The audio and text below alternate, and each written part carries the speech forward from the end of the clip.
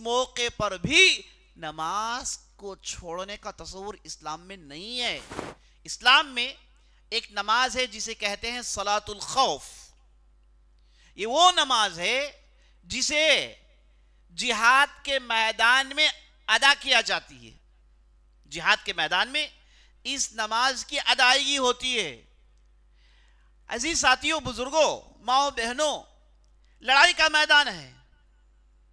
لڑائی کا میدان ہے. دشمن سامنے ہے اور دشمن تیروں سے حملہ کرتا ہے، تلواروں سے حملہ کرتا ہے، ہر قسم کی اسلحہ استعمال کرتا ہے حملہ کرنے کے لیے. اس گہما گہمی کے دوران، اس ہنگامے کے دوران بھی نماز کی ادائیگی ہونی ہے. اس قسم کی نماز کو صلاۃ الخوف کہتے ہیں.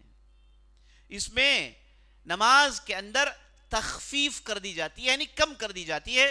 2 رکعت ادا کرتے ہیں مجاہدین، 2 جماعت، 3 جماعت، 4 جماعت کے شکل میں.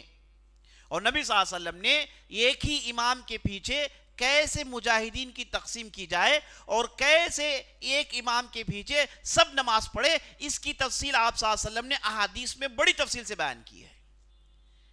بتانے کا مقصد یہ ہے کہ لڑائی کے میدان میں بھی جب انسان اپنی زندگی سے کھیل رہا ہوتا ہے، چھوٹی سی چوک ہوئی گردن اڑ جائے گی، چھوٹی سی بھول ہوئی موت کے گھاٹ اتار دیا جائے گا. اس موقع پر بھی نماز کو چھوڑنے کا تصور اسلام میں نہیں ہے.